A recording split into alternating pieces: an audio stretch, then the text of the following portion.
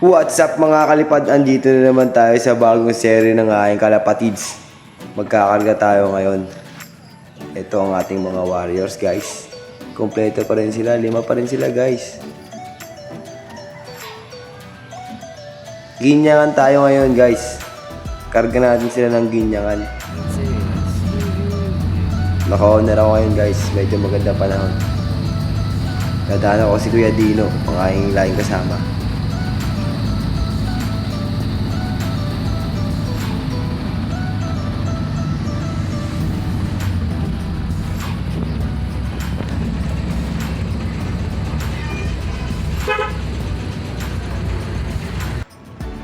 Okay guys, sinabot na kami ng gabi. Sobrang tagal kasi ni Kuya Dino eh. Nag-make up pa kasi. Bali, dadali na namin ito sa loading station. Medyo malayo sa amin ang loading station eh. Pero carry pa rin. Minsan nalilate, hindi napapakarga. Pero okay lang. Nakakauwi pa naman eh.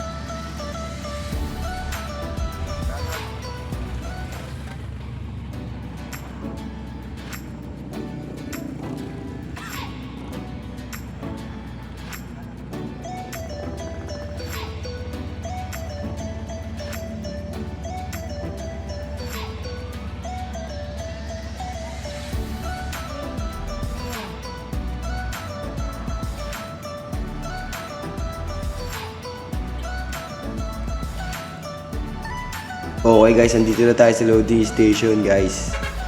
Inahalay na tayo ng truck guys. Few moments later. Okay guys, training lang muna tayo ngayon. Karga muna tayo ngayon, ginyangan tayo guys. Ito nga pala Kuya Dino ko, Pogi. The next day. Magandang umaga mga kalipad. Ngayong araw ay mag-aabang tayo ng ating kinarga kagabi ng Ginyangan, Quezon. Sana makauwi sila lahat guys. Medyo maganda ang panahon ngayon. Mainit. Maganda ang pauwian ngayon guys. Sana makauwi sila lahat guys. 10 seconds later.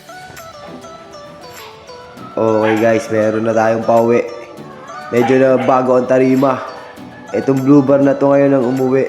Nauna siya ngayon. Kasi dati checkered at saka yung gray sila nauna eh. Ayan guys, nauna siya. Ginyangan Quezon. Bali dumating siya 8:07. At the Krusty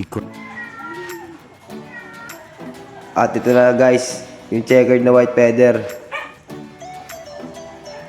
Dumating na rin siya guys. Bali 2 out of 5 na tayo. Ito guys, di ko na na-videoan yung pagdating eh. Pero nakita ko sa loob, nandito na eh. Yan, dalawa. Yung blue bar at saka yung gray cell nandito na rin. Bali, 4 na yung uuwi. Isa na lang inaantay ko, yung lagi nalilate.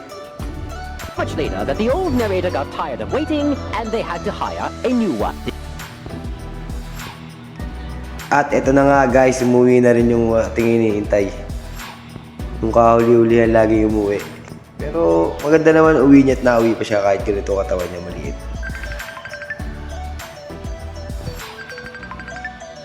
Okay guys, 5 out of 5 na ako ngayon guys.